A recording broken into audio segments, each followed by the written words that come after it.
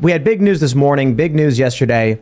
Elon Musk outed this FBI agent who was a former disgraced FBI agent, he is a former FBI agent and disgraced. He becomes deputy general counsel at Twitter. Elon Musk boots him out. We have this tweet from John Hassan. He says, in the last 2 months, the feds have launched investigations into Neuralink, Twitter, and Tesla. Sure seems like Elon Musk is being targeted. This is a good news, right?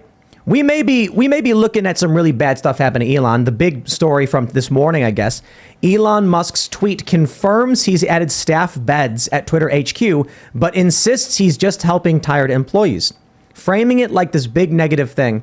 And now we're hearing that SF is actually going to be investigating as if he's, mistreating his employees or something. This is good news. You know why? The fact that we can see how obvious and brazen it is. It didn't used to be this way. They used to be able to get away with this stuff, control, smash, destroy. They would character assassinate or, maybe even actually assassinate people. And now they're struggling to even go after one dude who bought a social media network. I get it. He's the richest guy in the world, or was. And he bought Twitter, which was one of the biggest social media platforms. So he's not just a guy. But they're struggling to get it done. They can't go after him. So, this morning I was talking about, or earlier today, we got all this crime. We got, California shutting down their third prison. They're just releasing everybody. And all this stuff sounds really, really bad, but I actually think we should look at it in a positive light. The system is breaking down. The corrupt people are failing. California crime is through the roof. They can't figure out. Everything's getting worse. The FBI, the feds, they want to go after Elon Musk. They're failing. He just gutted the collusion between big tech and social media. So I'm feeling pretty good. What about you guys? I like what he's doing with Twitter and everything, but I'm not gonna lie. He gives me Revelation 13 vibes. So if they investigate Neuralink, shut it down some type of way. And they are doing this just to attack Elon Musk. But listen, man, I've watched Elon Musk interviews for years.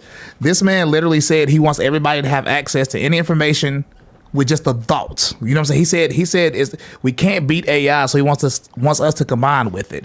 And now he's promoting that it could fix a lot of diseases. Mm-hmm. That sounds like great wonders. And if you read Revelation 13, then it just fits it. But everything else is gay. So you're not a fan of the microchip? You're not going to be implanting it in your head and having the mark of the beast inside of there? No, sir. I did a documentary with Vice, and the girl, she showed me her chip. Mm-hmm. And she did it, and you can see it in there. And I was like, wow, demonic. I said it to her too. Demonic. You remember when Alex Jones was talking about this 15 years ago? Yep. And he was like, people, listen, they're going to put chips in you. You're going to get your chips. And I was watching that. This was back in 2008 or something. And I was like, this guy's crazy. Like prisonplanet.tv or whatever the website was back in the day. Mm-hmm. I was there screaming with him. Yeah, Verichip, I think. And then there were videos of people and they put their hand up to the door and stuff like that. They really tried to do that again during COVID. Nobody wanted to do it. Now, you mean to tell me you couldn't get people to put a little thing in their hand to open doors and pay, and you think that they're going to take a computer chip and put it in their brain? Right. I don't know, man. I think we're close to a future where parents are going to have to fight with their kids about becoming immortal or not. Their kids are going to be like, I want to put it in my brain and upload my consciousness onto a computer. And I'm going to have to be like, no, you can't. Well, and they're going to be mad at me for saying no. Tim, we also have to understand, it's not that a lot of people are going to be willingly doing this. It's that a lot of people are going to be forced to do this, whether they like it or not, to comply with the larger social credit score. And even though it didn't work before with a lot of fear-mongering surrounding global warming, even though it didn't work with COVID, right now, I think the next step, the next level of what they're going to try to do is to crash the economy and use that in order to push in a central bank digital currency. Then that's going to bring in the social credit score. Then that's going to bring in the total totalitarian system that they've been testing in China and are going to introduce everywhere around the world. Base Luke. I think COVID also ushered in these people being more willing to put chips in their brain with everyone's digital identities mean more to them. I think a lot of people will sign up actually. You're right, man. I'm going to walk that statement back about people not wanting to brain chips. That's too echo chamber, insular. You take a look at what's going on in these cities, man, I'd be willing to bet people would shove stuff right up their ass, if the government told them to do it. Yeah, look at all the shots they took. I mean, there's a video we'll get to in a minute where a guy's wearing a mask and someone not wearing a mask walks past him. The guy freaks out and starts trying to fight the guy. Yeah. I'm telling you, man, I go to this, I was in Frederick, Maryland the other day, and I'm seeing people wearing masks, and it's scary. It actually creeps me out. Yo, what are you doing? Do you even... Listen. The science has changed, okay? The science has changed. They're coming out now. There's a bunch of arguments about masks being ineffective and all that stuff, but there are still people wearing 57 masks all over their bodies. But Tim, what you mentioned, I just want to quickly interject here, especially with your previous point about injecting stuff up the, you know what? That is a family-friendly show here. That is already happening in China with the swabs that they're using in order to test individuals with, that they violated the U.S. Embassy employees with. That I just saw a horrible video where they just took an old lady and they just forced one of those swabs in there as well. In her butt? Yep. That's what they're doing in China. You can see it now at mindcontrol.com. The U.S. consulate was complaining about U.S. embassy workers being forcefully and violently tested in China for COVID up there. You know what? We were talking about this last year. I was screaming about this. I was like, I was foretelling this for many years to come, and it is here now. There's a reason they have U.S. military members walk around in heels. Okay, this is a slow boil to a lot of crazy nonsense. Did you guys see the guy who said he was retiring and he was wearing the dog mask or whatever? Yeah. But I just want to point out real quick, I want you to imagine that you're like walking down the street in New York in 2015 and Luke's holding a big sign being like, the butt swabs are coming, they're going to shove it up your butt. They are, and they're doing that right now in China. They're testing it in China. They're like, let's see what we can get away with in China. Oh, the U.S. embassy is here. Let's test it on them. They were complaining about how bad it hurt. Why the butt? Why the butt? And it's not, no, not wiping. Inside. No, I said why the butt? They go inside. They talk about going inside at least 4 inches. That's 4 a lot. inches? That's a lot in China. That's Sir, a lot do we in have China. a diagram we can pull up? 4 inches. I'm serious. We're laughing about this. I know, This is it's the not funny. globalist New World Order I know. plan. It's not funny. To go up your butt. And Alex Jones mode. Let's go. but people who see the future like that, or like Alex, like they always sound insane to everyone living in like the now. But reality has collapsed. Clearly, like we're not defining it as how we should be. Like the world is done. I'm sorry. Well, that's why I'm laughing. You know, Luke's like, you're laughing, but it's happening. And I know. we're laughing. It's the Kierkegaard thing. The cloud comes out on the stage and says there's a fire broke out, and everyone starts laughing and clapping. And then he gets frantic and panics, starts saying, no, there's actually a fire. And then everyone claps and cheers. Yeah. And That's happening right now. He said, I think that's how the world will end. Yeah, we're the clowns. Oh, you know, at the end of the world, people will make memes about it. If there's like a big bomb coming, there'll be like 100 memes on Twitter within seconds. Yeah. Did you see that? You know that there's a meme where it's like it's a post-apocalyptic city, and there's 2 guys sitting in the rubble, and one guy hands a picture to the other guy, and it's a meme. Like just we're there.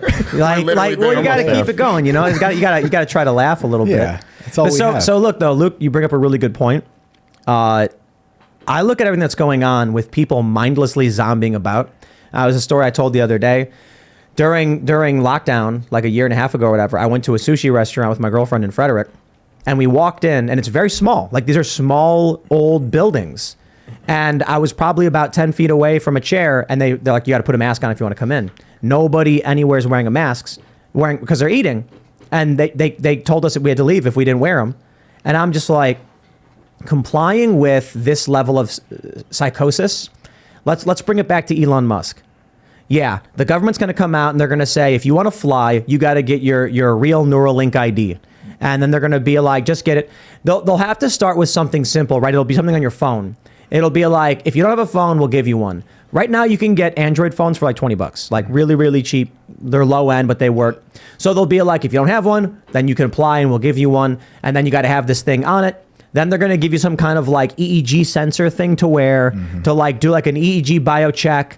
Then eventually they're going to be like, if you want the upgrade and you want to fly first class for free, then you got to get the direct implant.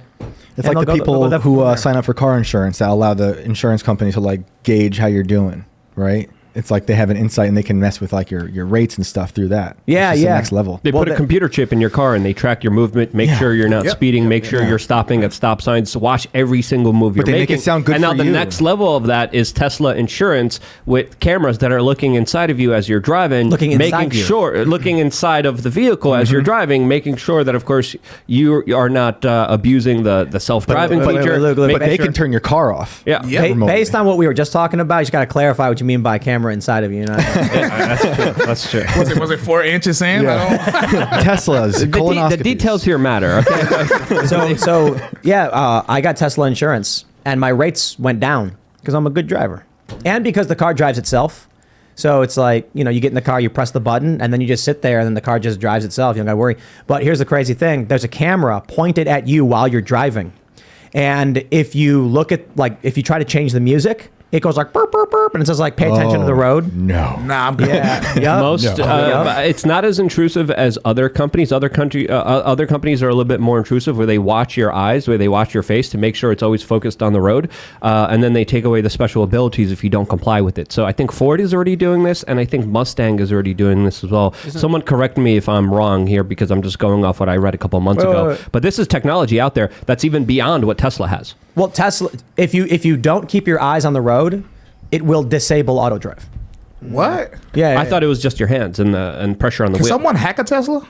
Oh, But- yeah, but- of but- course. but these You can latest hack cameras- a Tesla? Of course you could. You can hack anything. Why do you have one? You just gave everyone the idea now who didn't. Oh, yeah. You think the CIA didn't have the technology years and years ago? Of course they Michael did. Hastings. True. Michael Hastings. Bryson, you got a car? Yes. Is it is it a 2010 or older? Yeah, 2013. Your car can be remote controlled. Cap. Yeah. Not my Kia Soul. I got a 2013 Kia Soul, my G. I think anything after 2010 can be fully remote controlled. What? And now So- they're passing regulations where you can't go over a certain speed limit in Europe, where they have black boxes where they listen to everything, watch everything, and will be able to take full control of your car in Europe. That's some of the legislation that they're passing over there, essentially allowing the government to hack and control every aspect of your driving experience. So we're sitting here being like, how dare they go after Elon Musk? Oh, also, he's doing really crazy, scary stuff. Thanks for watching this clip from the Timcast IRL podcast. Hang out with us live Monday through Friday at 8 p.m. and become a member over at timcast.com for uncensored, members-only shows exclusive. Thanks for hanging out, and we'll see you all next time.